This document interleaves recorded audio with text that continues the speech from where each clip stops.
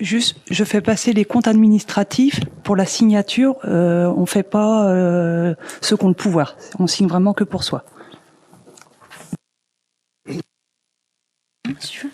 Dans la continuité donc du coup de la fin de l'année 2021, maintenant on est sur le budget primitif 2022 avec le vote du budget. Donc je laisse Jean-Claude à nouveau.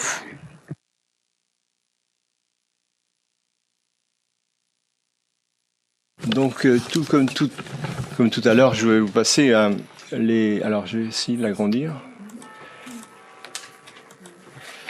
J'espère que vous voyez. Alors c'est pas tout à fait la même présentation que tout à l'heure. C'est les.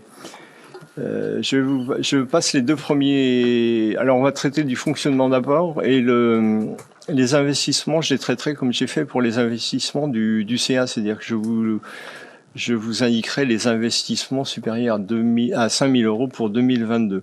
Ça évitera d'avoir à visualiser tous les tableaux. Ces deux premiers tableaux-là sont une synthèse de ce que seront les dépenses et les recettes pour le fonctionnement, et on va pouvoir passer. Alors, vous avez les grands chapitres qui sont là. J'ai surligné certains chapitres, mais on va pouvoir les reprendre après dans le cours de la présentation du budget prévisionnel. Donc je ne vais pas m'arrêter sur ces deux tableaux-là, mais ils reprennent en fait ce que vous avez reçu. C'est pas les mêmes tableaux que ce que vous avez reçu dans la notice, parce que la présentation est différente, mais vous inquiétez pas, les chiffres sont totalement identiques. Il n'y a pas d'erreur dessus. Donc si on compte, je vous ai listé un certain nombre de points qui peuvent susciter interrogation. Donc sur le compte 60, vous voyez qu'il y avait un réalisé il y avait un BP, oui, il y avait 809 200 euros en 2021, et on vous propose un BP en 2022 de 834 260 euros, ce qui fait une augmentation de 25 060 euros et un écart de 3,10%. Sur les points qui peuvent poser interrogation, le 60-612 en énergie, électricité, c'est une simulation qui a été donnée par Nantes Métropole, par rapport aux consommations, et le paiement en 2021 des 13 mois, car le nouveau marché rentre en 2022. Vous savez qu'on a payé un prorata à partir de septembre. Sur le 60-623 sur l'alimentation, on passe de 12 200 à 13 900. Là aussi, c'est une augmentation de 13%, presque 14%. C'est des organisations de petits déjeuners dans le cadre du contrat tertiaire global de la CAF. Voilà, j'ai demandé à Monsieur Fouerté ce que c'était que... Pardon ? Territoire. Ah oui, contrat de territoire. Oh, il écrit mal en plus. GTC. CTG, pardon. Le 60-63-11, c'est la fourniture de produits d'entretien, c'est l'alignement partiel par rapport au CA de 2021. C'est ici, donc on est à 30 ans, on fait plus 5 000 euros, 35 000 au lieu de 30, avec une augmentation de 16%. Et puis le dernier, le 60-681, autre matériel et fournitures éducatives, on passe à 20 000 euros et ça nous fait une augmentation de 12% par rapport aux 17 800 euros de 2021. C'est essentiellement dû à des matériels nécessaires au dialogue citoyen que nous avons mis en place au sein de la commune. Si on passe au compte 61, le compte 61, vous l'avez là. Alors le compte 61 en globalité, vous l'avez ici. Le compte 61, il a une augmentation de 2,22%. Il passe de 484 350 euros. Et nous vous proposons de le passer à 495 120 euros, soit une différence de 10 270 euros qui peuvent s'expliquer sur certains postes. Entre autres, le 611, le contrat de prestation de service, c'est des séances piscine avec le protocole Covid qu'on a pris en en charge et la distribution du nouveau LSI avec le nouveau contrat. Et puis on a dû, alors ça rentre aussi là-dedans, l'étalonnage des radars. On a 2 radars au sein de la commune et il faut faire l'étalonnage de ces équipements. Sur les locations mobilières autres en 61 358, je l'ai par là, il est sûrement quelque chose. Là, je l'ai souligné pourtant. Il doit être là, voilà, c'est celui-là. On vous propose 40 100 euros en 2022 par rapport aux 50 250 euros en 2021. Eh bien, c'est alors je vous dis pas de bêtises, 61,38, je l'ai noté. 358, oui, c'est l'allocation pour le festival. Donc on a moins de locations pour le festival et on rentre là-dedans la location de WC pour les compétitions de roller. C'est pour vous donner un peu une explication de ce que représente ce coût qui est en baisse de 10 500 euros. L'entretien réparation en 61 52 211, c'est celui-ci, c'est les interventions sur les équipements pour la gymnastique, c'est de la mise en sécurité d'équipements. Donc c'est ce qui génère ce coût. On a aussi en matériel roulant le 61 551 qui passe de 25 000 à 20 000, donc une baisse. Et les 2 derniers comptes administratifs sont à 15 000 euros en moyenne, donc on a préféré baisser un petit peu.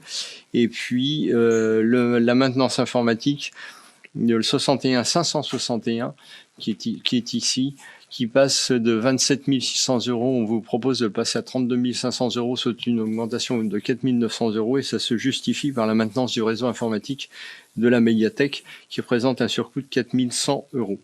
Ça, c'est les gros points du poste 61. Les autres postes sont dans une constante à peu près normale d'augmentation de BP. Pour le compte 62, nous avons rémunération intermédiaire et honoraires divers en 62-68. Eh bien, 62-68, on passe à 20 800 euros en proposition pour 2022 par rapport à 19 150 euros. On a une augmentation de 650 euros. C'est TOM, pardon, monsieur Fouet. Ouais. C'est les taxes sur les ordures ménagères, pardon, que je ne vais pas. Sur le 62-36, le 62-36 catalogue est imprimé, on passe de 51 950 à 54 600, c'est les publications. Après, pour l'ouverture de la médiathèque, entre autres, hein, c'est pas que ça, mais entre autres, le 62-83 que vous pouvez avoir en bas, le frais de nettoyage des locaux qui passe de 23 000 à 38 000, et bien là aussi, on prévoit d'externaliser le nettoyage de la médiathèque, donc la médiathèque nous génère un surcoût qui était prévu et prévisible, mais on l'intègre dès le budget 2022, puisque la médiathèque va ouvrir, je vous le rappelle, le 17 septembre prochain, si je ne me trompe pas, sur la date. Donc ça nous fait un compte 62 en augmentation de 9,35%. On vous propose un compte 62 à hauteur de 409 950 euros par rapport aux 380 596 euros de 2021. Sur le compte 63, impôts et taxes sur les véhicules, là ça peut vous paraître énorme, on passe de 100 en 2021 à 400 en 2022, c'est tout simple, c'est le coût de la carte grise pour les véhicules sur les espaces verts, on a fait l'acquisition, je vous l'ai dit. Donc c'est simplement parce que 300% ça peut paraître énorme, mais c'est pas, la somme est relativement faible, mais c'est pour vous justifier cette cette chose-là. Sur le donc la totalité tous ces comptes font le chapitre 011 et le 011 est en augmentation de 4,28% et on vous propose un compte 0 à 1 751 730 euros par rapport à 1 685 546 euros en 2021. Si on passe maintenant au compte 012, donc ce fameux qui est le compte qui est essentiellement qui a trait avec le personnel, le 63-31. Alors, si on fait une globalité 63-31, 63-32 et 63-36, ce sont des augmentations qui sont dues à l'augmentation des rémunérations brutes. Hein. C'est des augmentations automatiques, que l'on supporte, mais les augmentations ne sont pas négligeables, puisque vous voyez, on passe de 54 300 à 62 520, de 13 600 à 15 630 et de 54 300 à 62 520. Donc ça fait des augmentations en moyenne à hauteur de 15%. Sur les rémunérations principales, bien on en a parlé, en commission. Donc on passe de 2 121 900 euros à 2 310 242 euros, donc une augmentation de 8,8%. Et ensuite sur les rémunérations des personnels non titulaires, eh bien là l'augmentation est quand même très forte et ça on a su vous l'expliquer bien évidemment avec l'apport de tous les gens qui sont susceptibles de venir soit à des décisions que l'on a prises sur l'intégration, les remplacements ou pour pallier pour répondre au service du public. Donc on passe à un budget de 571 000 en 2021 à un budget à 785 510 en 2022, ce qui représente quand même effectivement une augmentation de 37%, presque 36%, pas tout à fait. Et en euros, ça fait 214 510 euros. C'est quand même une somme pas négligeable. Où est-ce que j'en étais là. Les cotisations URSSAF et les cotisations ACDIC, c'est pas un scoop. Hein. Si vous augmentez, ça aussi, ça augmente. C'est pas nous qui le maîtrisons. Et puis ce que l'on pouvait noter, alors c'est parce que le pourcentage est important, mais la somme ne l'est pas vraiment, mais la médecine du travail, on a budgété pour 2022 10 000 euros alors qu'on était à 8 160 euros en 2021. Pourquoi cette augmentation? Parce que c'est pas parce qu'on a plus d'employés qu'il faut aller visiter plus souvent. Enfin, c'est surtout les visites de reprise suite à arrêt de travail. Les visites de reprise arrêt de travail, c'est à la charge de la commune. Donc il a fallu on l'intègre. Alors c'est pas méchant, hein, c'est 1840 euros, mais ça a un coût quand même. Sur le compte 60, alors le compte pour faire une globalité, donc si vous vous souvenez bien, on avait un budget initial de 4 899 960 euros au BP 2021. On a fait des DM, souvenez-vous, on est passé à 5 166 840 et on vous propose 5 500 800 euros pour 2022 sur ce chapitre 12, ce qui fait une augmentation de 12,26%. Sur le chapitre 65, c'est les redevances pour concessions autres. Ça, c'est celui qui est ici. Si je me trompe pas, ce sont le cimetière, c'est ça ? 65 redevances non. Concession. Ce 65 811, c'est l'abonnement au logiciel. Je me suis trompé, excusez-moi. C'est l'abonnement sur la maintenance des logiciels qui passe de 22 500 à 34 500. Normal, on a acheté on a des équipements informatiques qui ont évolué, on a plus de postes et on a plus de logiciels et on a c'est tout le secteur informatique qui est impacté. Donc ce poste-là a une augmentation de 53%, qui est quand même pas négligeable sur un tel budget, puisqu'il représente 12 000 euros. Et pour avoir un compte 65 en augmentation de 8,47%, où on vous propose 983 564 euros en 2022, en regard des 930 085 euros en 2021. En chapitre 66, c'est le 66 11 21, ce montant des ICNE de l'exercice. Je vous mets au défi de savoir ce que c'est que l'ICNE, mais je vais vous le dire. Oh non, vous me cassez la barre. Ouais, je suis content de moi, je peux vous dire quelque chose. Enfin, bon, pour vous dire ce que ça représente, c'est les intérêts courus sur non déchus, c'est les intérêts sur les emprunts. Voilà, donc bah si, ouais, c'est voilà. Donc on passe de 16 345,63 € à 21 254,11 €. Ça fait une augmentation de 30% sur ce poste 66 que on vous propose à hauteur de 122 000 € pour 2022 en regard des 116 734 € de 2021. Après, nous pouvons aborder le compte 14, parce que sur les comptes qui vont venir, il n'y a pas grand-chose. Le compte 14, pardon, excusez-moi, je suis peut-être allé un peu vite.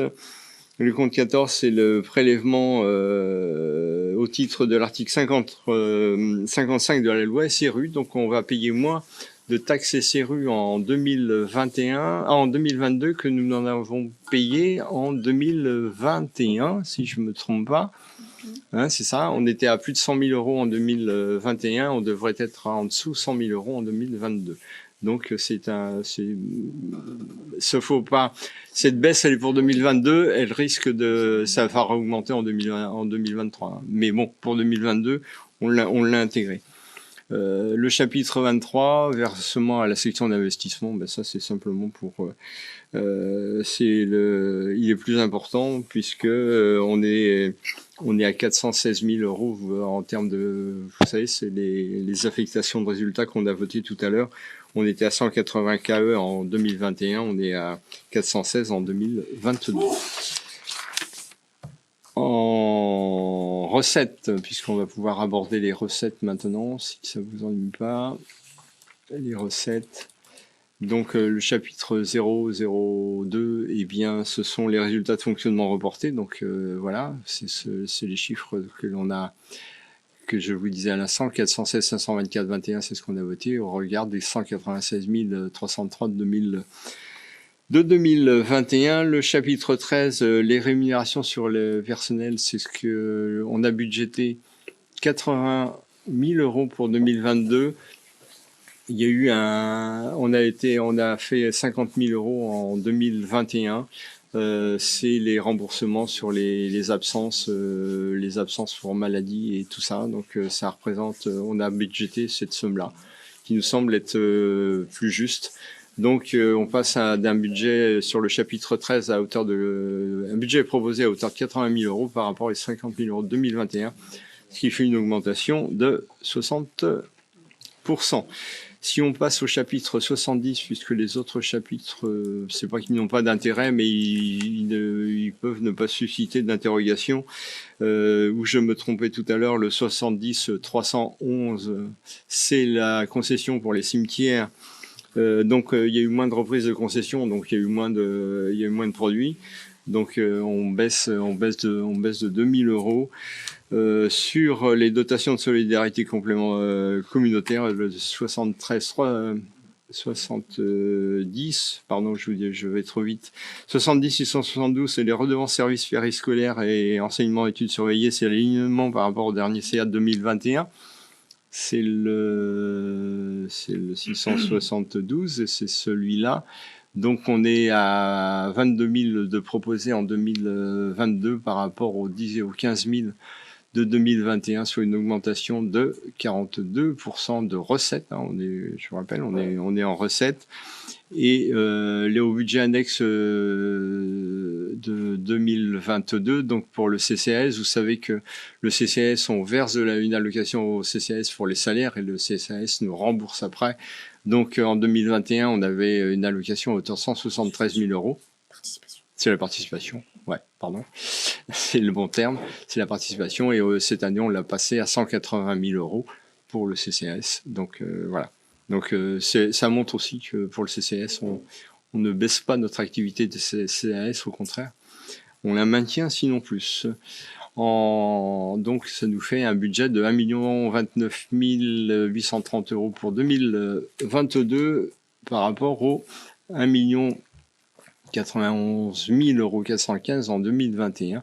Une petite baisse de 5%, mais elle est pas si, elle est pas, les gros postes ne bougent pas forcément. Le reste après, le chapitre 73 des attributions de compensation, c'est les entretiens des espaces verts, c'est la fameuse CLECT. Vous savez, on a la CLECT, jusqu'à présent, on percevait 60 000 €. La CLECT, c'est l'entretien des espaces verts que l'on fait pour la métropole et avec les agents de la commune. Donc, jusqu'à présent, on était sur un tarif qui était basé sur un métré une surface qui avait été établie en 2004, si je me trompe pas. Pardon ? 2001, c'est encore pire. 2001, et ça a été réévalué l'année dernière sur une base de 2018. Donc avec un réajustement tous les ans. Donc on va percevoir entre autres là-dessus 60 000 € en plus, ce qui est une bonne chose pour nous, ce qui explique entre autres les 62 700 € que vous voyez ici. C'est ce que l'on va percevoir au titre de la CLECT. Les dotations de solidarité communautaire, eh bien, ça a augmenté de 52 000 €. On passe de 356 000 € en 2021 à 408 000 € en 2022. Donc ça nous fait un chapitre 73 en augmentation de 13,18%, de 984 700 par rapport aux 870 de 2021. Ensuite, le 731, alors les fameux impôts et taxes, donc les impôts directs locaux. Donc vous voyez ce que ça représente, tout ce que l'on a voté tout à l'heure. Eh bien, nous étions à 4 830 000 € en 2021 et nous allons passer à 5 413 000 € en 2022. Donc ça fait une augmentation, un écart de 583 000 €. Voilà ce que ça représente. Ce qu'on a voté à l'instant. Le compte 74, la dotation nationale de péréquation, donc on augmente, on passe de 11 000 à 16 234. La FCTVA qui passe de 5 000 à 10 000, donc on estime qu'on en percevra plus. L'exonération, la compensation au titre des exonérations des taxes foncières, donc on passe de 13 000 à 145 000, donc ça nous fait plus 132 000, mais ça s'annule avec le 135 en dessous. Donc il faut pas le prendre comme tel, il faut associer les deux, hein, le 833 et le 834. Ce que l'on gagne là, on le perd là. Donc mais c'est une gesticulation des exonérations, des compensations de l'État. Donc ça nous fait un budget de... Là, vous voyez, les recettes baissent. Hein, on passe de 1 224 097 à 1 129 350. C'est ce que vous disiez, Madame le maire, tout à l'heure, c'est que les dotations vont jamais en augmentant, donc, et nos charges, elles vont jamais en diminuant. Donc, d'une certaine façon, faut compenser aussi. Je veux juste mettre une nuance quand même pour la métropole, qui a quand même augmenté notre dotation parce qu'ils ont créé un nouveau critère de solidarité aux petites communes, donc moins de 10 000. Et c'est ce qui fait qu'on a pu avoir cette marge-là. Donc, on peut là-dessus remercier la métropole quand même, puisque là, ça et la CLECT, ça nous permet quand même aussi de pouvoir remonter un petit peu effectivement nos rentrées d'argent. Tout à fait. Je pense qu'il était nécessaire de le dire parce que la métropole nous octroie quand même les revenus d'immeubles, le compte 75. Dernier point là-dessus, on passe de 17 000 à 25 000. C'est le redémarrage des locations de salles qui avait été quand même un peu amorce ces 2 dernières années. et qui j'espère va pouvoir redémarrer bientôt. Donc si je reviens au tableau au tout début, eh bien on vous propose un budget de fonctionnement à hauteur de 9 765 558 euros pour 2022 en regard des 8 935 355 euros de 2021, soit une augmentation de 9,29% en budget de fonctionnement, bien évidemment, qui est équilibré avec les recettes. Ça, c'était pour le budget de fonctionnement. Maintenant, si je reviens, à moins que vous ayez des questions sur le budget de fonctionnement. Ouais. Ton micro, Fred. Sur le 635.5, la taxe et impôt sur les véhicules, on n'acquiert plus d'un véhicule? Parce que tu nous parlais de carte grise, mais si c'est le véhicule électrique, en principe, elle est gratuite. Non, c'était pour le véhicule électrique. Je ne savais pas qu'il y avait une exonération de taxe de carte grise. D'accord. Ok, bon, bah, très bien, j'ai ma réponse. Ouais.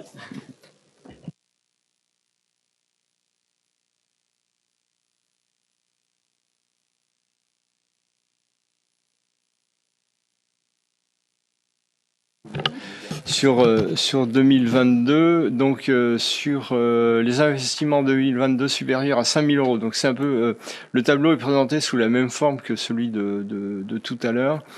On a un report de 2021 parce qu'on l'a pas fait sur l'audit PPI à hauteur de 20 000 euros. On a le Clubhouse,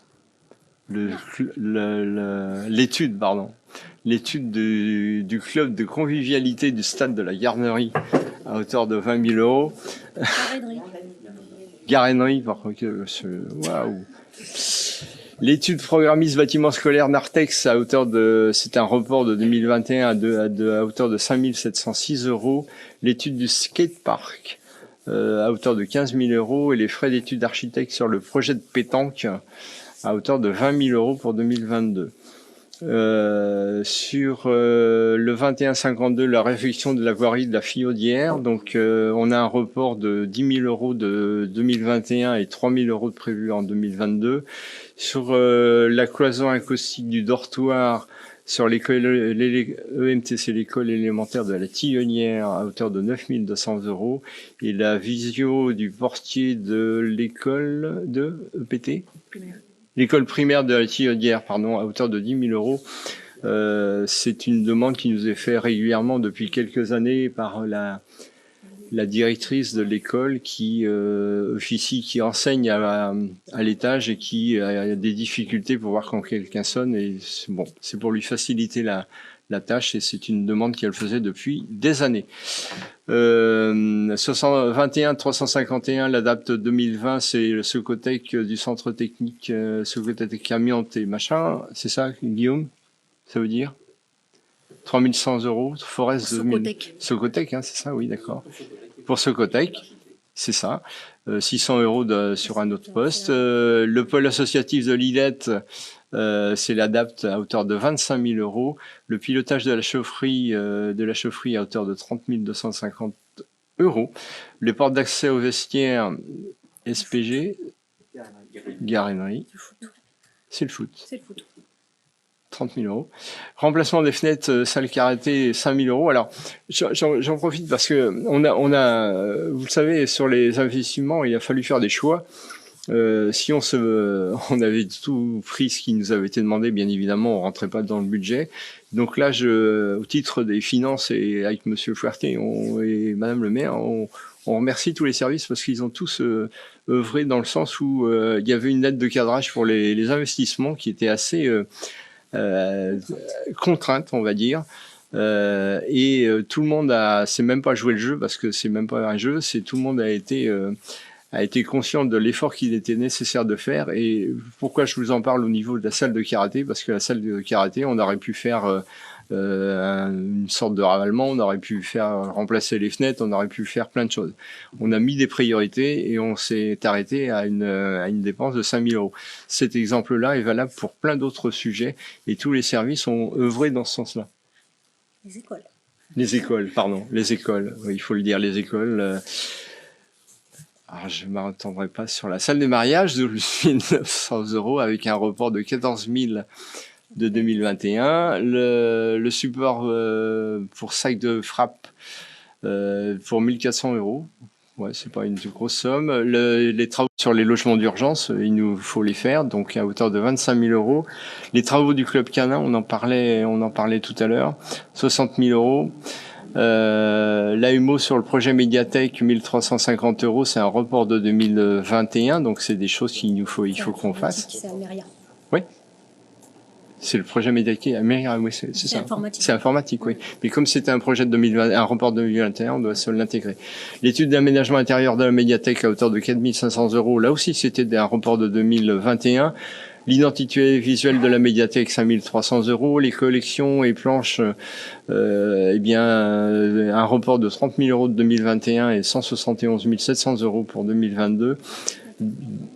Les reports les opérations de travaux à hauteur de 1 200 000 €, les contrôles d'accès à la médiathèque à hauteur de 8 400 €, le 1% artistique, à hauteur de 21 600 €, du matériel informatique à hauteur de 278 354 €, du mobilier à hauteur de 506 000 €, des études d'aménagement intérieur à la médiathèque à hauteur de 8 425 €, un report de 2021 sur la clôture de la département des 57, c'est ça, Guillaume? Ou tu sais pas trop? Madame Béranger, à hauteur de 19 300 €. Oui, c'est une clôture. C'est une clôture, hein, on est bien d'accord. Ensuite, on a pris un petit bout de terrain, il fallait réaligner, c'est ça, et Oui. du coup, on a pris en charge la clôture. Ouais.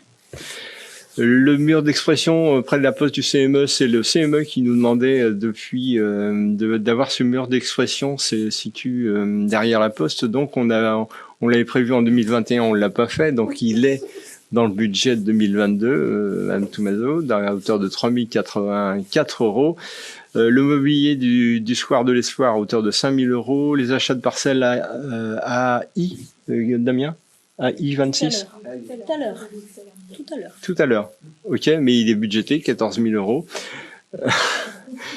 Le remplacement de l'éclairage du foot et roller, alors ça c'est 70 500 €, ça peut vous paraître énorme, et c'est une priorité parce que l'éclairage qui figurait autour des terrains de foot était plus compatible. Alors, on n'a plus de moyen de remplacer les ampoules si elles grillent, et notre système d'éclairage n'est plus compatible avec ce qui se vend actuellement. Donc il a fallu changer un certain nombre de choses.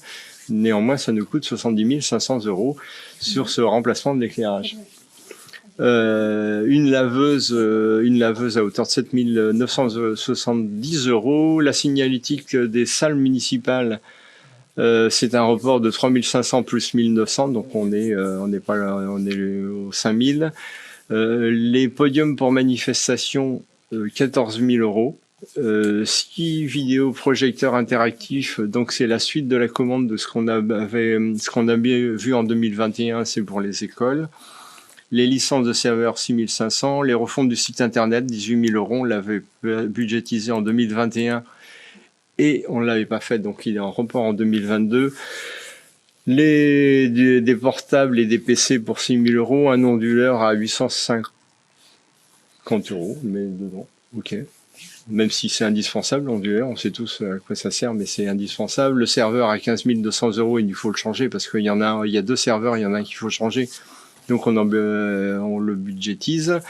Le mobilier d'accueil de la mairie, c'est une demande qui est complètement justifiée dans la mesure où les gens qui sont à l'accueil de la mairie travaillent sur du mobilier qui date, on n'ose même plus dire l'année.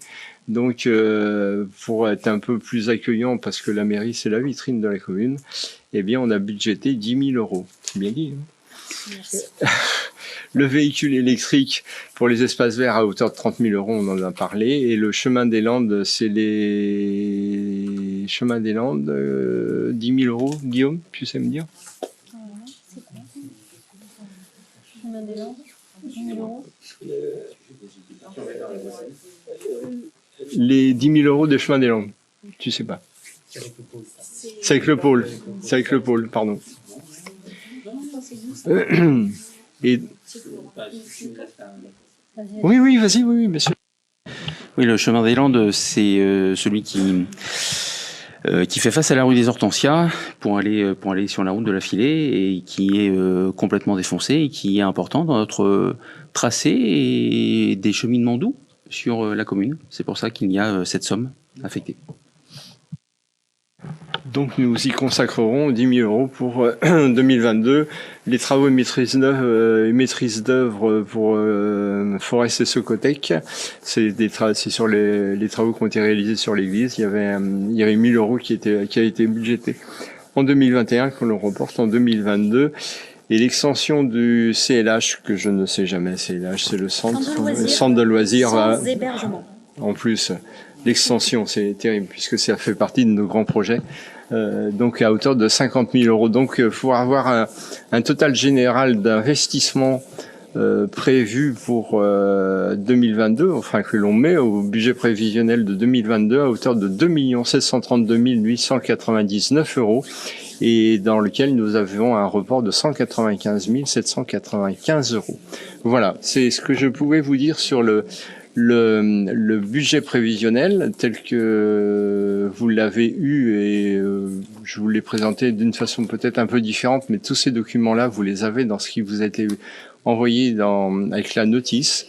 Écoutez, est-ce que vous avez des questions auxquelles je vais...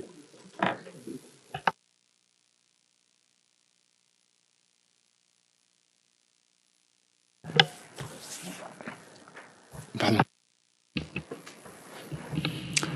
Alors, je tiens à m'excuser parce que j'avais pas compris qu'on votait le taux de fiscalité avant de parler du BP, donc c'est pour ça que j'interviens maintenant, et c'est vrai que c'est logique, on vote d'abord le taux avant de voter le budget.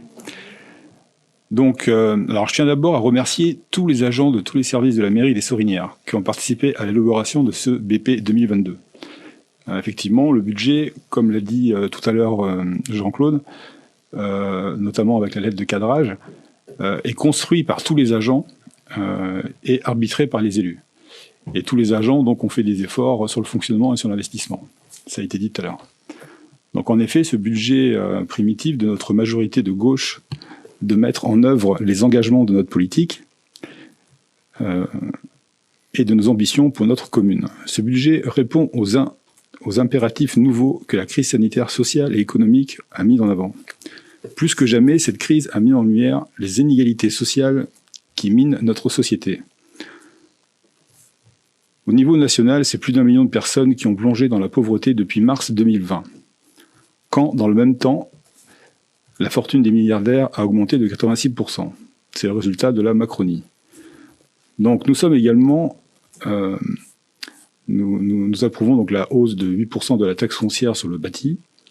Cette taxe est payée donc par les seuls propriétaires. Alors effectivement, ça peut paraître peut-être injuste pour certains propriétaires qui peuvent être en difficulté, mais quand même c'est quand même beaucoup plus juste que ce soit des propriétaires qu'une augmentation de la taxe d'habitation. De toute façon, on n'a plus la main sur la fiscalité, sur la taxe d'habitation. Voilà.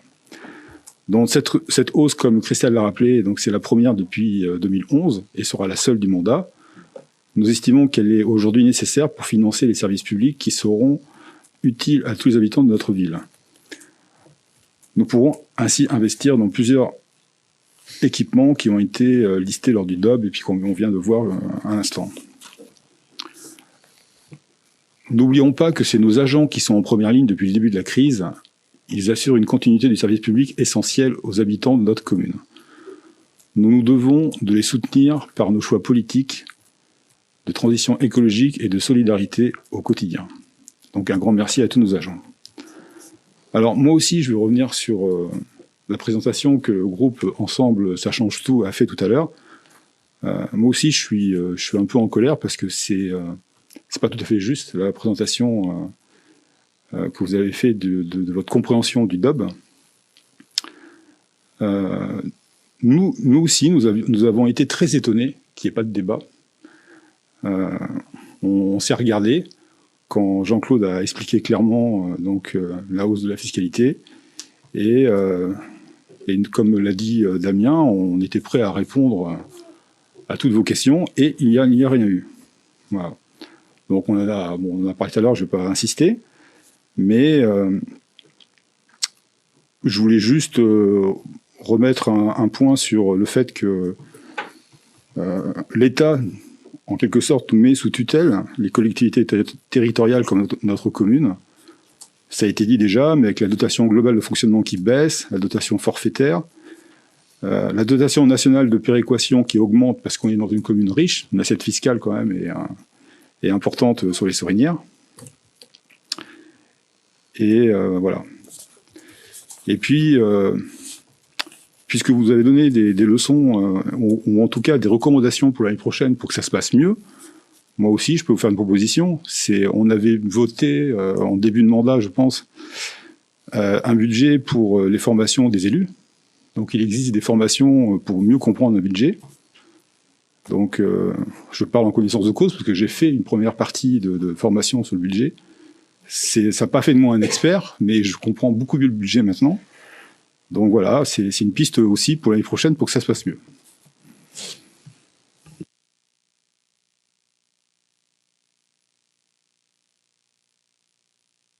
Je peux... Merci Laurent. Il y a un tableau que je pourrais vous présenter aussi, parce que ça fait partie du BP. C'est les subventions qu'on accorde au titre aux associations et autres pour 2022. C'est aussi pour vous dire que notre dotation aux associations, elle ne baisse pas, elle est toujours à hauteur de 90 000 € en moyenne, et ça c'est vrai pour 2022, c'était vrai pour 2021. Les grandes masses, vous les avez là, hein, la cuisine centrale, ça rentre dans les subventions, donc c'est 61 100 €. Le CCAS, 280 000 €. Alors, tout à l'heure, je vous ai proposé 180 000 € dans le prévisionnel. Il faut rajouter 100 000 € de fonctionnement. Donc, ces 100 000 € de fonctionnement, ils sont pour les gens qui viennent solliciter le CCAS. Hein. Catherine nous en dira peut-être plus tout à l'heure. Je le souhaite, mais il faut pas croire. Le terme de fonctionnement est peut-être pas forcément le bon. Sachez que ces 100 000 €, ils servent aux Soriniérois qui viennent solliciter une aide parce qu'ils sont dans le besoin. Donc le budget total du CCAS, il est de 280 000 €, c'est-à-dire les 180 pour les rémunérations de personnel et 100 000 € de fonctionnement. Les associations, le détail, il est là, il fait 88 152. Et puis, parce que on se doit de le mettre, et puis on nous fait souvent un procès, donc là je le mets, on verse toujours une subvention de cantine à l'OGEC, quoi qu'on puisse en entendre lorsqu'on va au conseil d'administration de l'OGEC, comme quoi la commune elle supprime sa subvention. C'est pas vrai. La commune ne supprime pas sa subvention. La commune, elle réduit sa subvention au travers d'une convention qui a été signée entre Madame le maire et l'OGEC. Donc il n'y a pas de malaise dans cette histoire-là. Et se faire taxer de supprimer la subvention cantine sous prétexte qu'on baisse le prix des repas des écoles publiques, c'est un scandale. C'est pas vrai, c'est faux. On paye tout le temps. Et en plus, l'OGEC perçoit plus d'argent maintenant avec la loi Blanquer qu'elle n'en percevait avant. Donc je pense pas qu'on puisse nous taxer de faire des choses. Oui. Sur l'OGEC, ça baissera jusqu'en 2024. Date d'ouverture, leur subvention baissera, comme on l'a vu ensemble avec eux, effectivement, dans la convention, jusqu'en 2024, date d'ouverture de la cuisine centrale. Ensuite, pour ce qui est, et là je veux rebondir là aussi dessus parce que c'est important, pour ce qui est de la loi Blanquer qui nous a imposé de verser du coup une subvention aux enfants donc de maternelle, ce qui n'était pas le cas avant. Nous, on versait déjà une partie aux enfants de maternelle de l'école privée comme de l'école publique. Et étant donné qu'on était volontaire, on n'a pas le droit à la compensation, enfin en gros, à la subvention de l'État. Donc ça veut dire que effectivement, c'est ni la faute de l'OGEC Sainte-Marie, hein, c'est pas leur faute, c'est eux, ils ont droit à cette aide, donc c'est normal qu'on la verse. D'ailleurs, on revient pas là-dessus parce que ça fait partie de la loi. Ce qui est injuste, au final, c'est parce que nous, de façon volontaire, on versait déjà une participation pour les enfants de maternelle. On nous dit, puisque vous aviez les moyens de le payer avant, non seulement ça va augmenter parce que du coup ils nous ont donné maintenant une base pour le faire, mais en plus vous ne percevrez pas la subvention. D'où la nécessité pour nous, et on le voit avec à nouveau, je le redis, cette augmentation d'impôts, la nécessité de faire attention à notre budget et du coup de jouer sur la subvention cantine qu'on versait depuis je ne sais plus combien d'années et qui n'est pas obligatoire. Donc du coup, on s'est permis effectivement de négocier avec eux là-dessus et c'est comme ça qu'on a travaillé ensemble pendant quelques mois pour pouvoir aboutir à cette convention. Je pense qu'il était nécessaire que ce soit dit. Voilà, est-ce que vous avez des questions sur les subventions? Enfin, vous avez de lister toutes les associations de la commune. Et donc, pour 2022, on vous propose un budget de subvention de 90 000 euros. Voilà. Si vous avez une association qui vous parle là-dedans, allez-y, regardez. Mais c'est un document que vous avez reçu, donc il n'y a pas de souci. Mais il était important de le montrer. Donc voilà, ce que je pouvais vous proposer au titre du BP 2022, je me dois aussi de vous lire un texte de Bruno Caïto, qui ne peut être là ce soir et qui a demandé d'être excusé, qui a préparé quelque chose. Donc qu'on s'entende bien, c'est Bruno Caïto qui parle, même si on partage quand même ce qu'il dit sur beaucoup de points. Alors je l'ai déjà exprimé à plusieurs reprises, il existe plusieurs portes d'entrée possibles pour analyser un budget. Une approche purement technique, comptable et un autre chemin qui est celui d'une approche politique. C'est celui que j'ai décidé d'emprunter pour apporter quelques commentaires. Naturellement et sans surprise, la présentation de ce budget s'inscrit dans la continuité des orientations affirmées lors du précédent conseil municipal et à l'occasion de la présentation du rapport d'orientation budgétaire. Il est fidèle au mandat donné par les Sorignarois pour prioriser l'éducation, agir pour plus de justice sociale et assurer la mise en œuvre de la transition écologique au bénéfice de tous les habitants. Il s'agit d'un cap clair en cohérence avec les valeurs qui sont les nôtres. La gestion d'une commune ne peut s'envisager au fil de l'eau. Il est nécessaire de prévoir, d'anticiper, voire de planifier pour être certain d'assumer pleinement nos choix. C'est bien pour cela que notre stratégie financière, définie par une gouvernance à partir des besoins des habitants, se traduit par un volume financier d'investissement de 5 994 800 €, soit près de 6 millions d'euros déployés pour la période 2022-2025.